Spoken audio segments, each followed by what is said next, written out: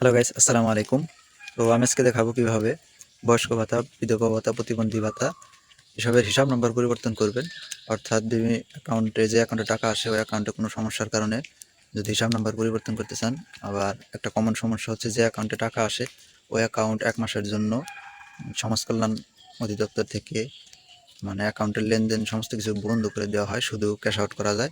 তো এটা যাদের পার্সোনাল অ্যাকাউন্ট, যাদের অনেক টাকা লেনদেন করার প্রয়োজন হয়, তাদের অনেক সমস্যায় পড়তে হয় অ্যাকাউন্ট বন্ধ থাকার কারণে। তো সব বিভিন্ন সমস্যার কারণে যারা অ্যাকাউন্ট নাম্বার পরিবর্তন করতে চান, তো কীভাবে পরিবর্তন করবেন সেটা আজকে দেখাবো। প্রথমে এই ফর্মটি লাগবে, ফর্মটির লিঙ্ক ডিসক্রিপশন বক্সে দেওয়া আছে, আপনারা চাইলে ডাউনলোড করে প্রিন্ট করে নিতে পারেন, অথবা যে কোনো কম্পিউটার দোকান বা উপজেলা সমাজসেবা অফিস থেকে সংগ্রহ করে নিতে পারেন। ডিসক্রিপশন বক্সে দেওয়া ফর্মটি একটু ভিন্ন, তবে কার্যক্রম একই। তো ফর্মটি পূরণ করবেন কিভাবে, দেখতে থাকুন। প্রথমে দেখুন কার্যক্রমের নাম, এখানে যেই ভাতার হিসাব নাম্বার পরিবর্তন করবেন, অর্থাৎ বয়স্ক ভাতা হলে বয়স্ক ভাতায় টিক দিবেন এবং বিধবা ভাতা হলে বিধবা ভাতায় টিক দিবেন, অথবা প্রতিবন্ধী ভাতা হলে প্রতিবন্ধী ভাতায় টিক দিতে হবে। এরপর 1 নম্বরে লিখতে হবে মিস নাম্বার, আর এই মিস নাম্বারটি পাবেন ভাতা কার্ড বা ভাতা বইয়ের মধ্যে।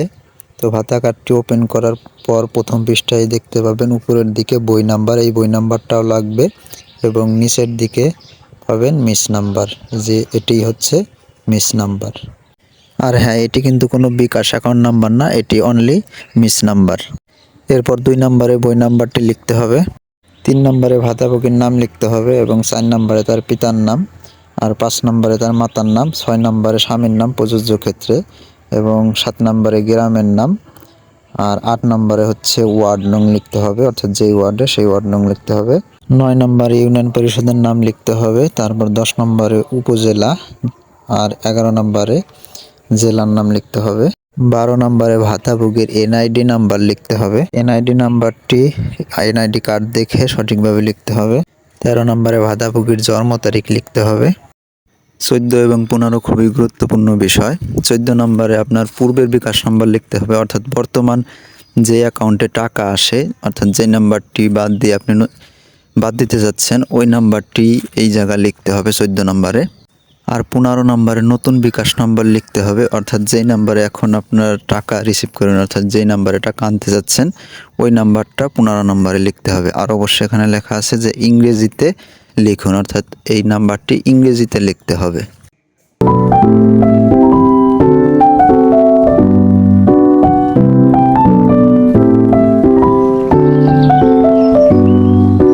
এরপরে 16 নম্বরে আছে মোবাইল নাম্বারটি ভাতাভোগীর নিজ নামে রেজিস্ট্রেশন কিনা, অর্থাৎ নতুন যে বিকাশ নাম্বারটি দিবেন ওটি যে ভাতাভোগী তার নামে রেজিস্ট্রেশন কিনা। যদি তার নামে রেজিস্ট্রেশন হয় তাহলে হ্যাঁতে টিক দিতে হবে, আর তার নামে রেজিস্ট্রেশন না হলে নাতে টিক দিতে হবে।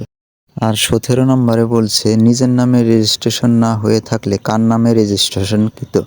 যার নামে রেজিস্ট্রেশনকৃত তার নাম ও ভাতাভোগীর সাথে তার সম্পর্ক, অর্থাৎ যদি ভাতাভোগীর নিজের নামে রেজিস্ট্রেশন না হয় তাহলে কার নামে রেজিস্ট্রেশনকৃত এবং তার সাথে ভাতাভোগীর সম্পর্ক এটা লিখতে হবে।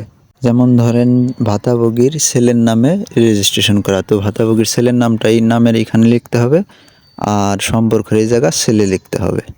এরপর 18 নম্বরে লিখতে হবে বিকাশ নম্বর পরিবর্তনের কারণ, অর্থাৎ কী কারণে নাম্বারটি পরিবর্তন করতে চাচ্ছেন সেই কারণটি এখানে লিখতে হবে। এখানে যেমন লেখা আছে পূর্বে অন্যের নাম্বার দেওয়া ছিল। 19 নম্বরে আমি এরপর ভাতাভোগীর নাম লিখতে হবে এবং পরের শূন্য স্থানে নতুন বিকাশ নাম্বারটি লিখতে হবে বাংলায়। এরপর নিচে আছে তারিখ, তারিখের এই জায়গা তারিখ লিখতে হবে। তারপর ডান পাশে আছে ভাতাভোগীর স্বাক্ষর বা টিপসই। যদি ভাতাভোগী স্বাক্ষর করতে পারেন তাহলে স্বাক্ষর করবেন, আর যদি স্বাক্ষর না পারেন তাহলে টিপসই দিতে হবে, এবং কোনো একজনকে লিখে দিতে হবে টিপসই, যিনি টিপসই দিয়েছেন তার নামটি লিখে দিতে হবে, এবং যে এটা লিখে দিলেন তার স্বাক্ষরটি নিচে দিয়ে দিতে হবে। অর্থাৎ ভাতাভোগীর পক্ষ হতে যিনি ফর্মটা পূরণ করলেন তার স্বাক্ষরটা দিয়ে দিলেই হবে, অর্থাৎ তার নাম দিয়ে এখানে স্বাক্ষর করতে হবে। এরপর নিচের দিকে 1 নম্বর আছে সংশ্লিষ্ট ওয়ার্ড সদস্যের স্বাক্ষর, নাম ও সিল সহ, অর্থাৎ আপনাদের এলাকার যে মেম্বার, আপনাদের ওয়ার্ডের সেই মেম্বারের স্বাক্ষর এবং সিল লাগবে। আবার 2 নম্বর আছে সংশ্লিষ্ট ইউপি চেয়ারম্যানের স্বাক্ষর, নাম ও সিল সহ, অর্থাৎ চেয়ারম্যানের সিল লাগবে এবং তার স্বাক্ষর লাগবে। অর্থাৎ ফর্মটি পূরণ করে চেয়ারম্যান এবং মেম্বারের স্বাক্ষর সিল নিতে হবে।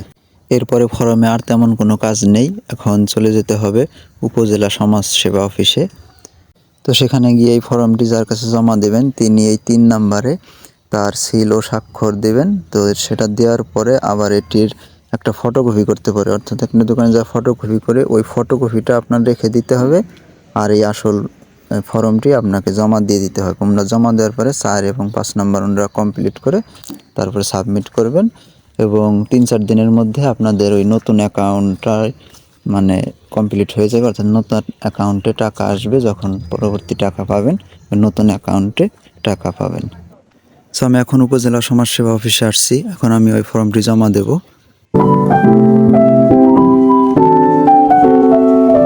ভিডিওটি ভালো লাগলে অবশ্যই লাইক, কমেন্ট, শেয়ার করবেন এবং পরবর্তীতে নতুন ভিডিও পাওয়ার জন্য চ্যানেলটিকে অবশ্যই সাবস্ক্রাইব করবেন। সকলকে ধন্যবাদ।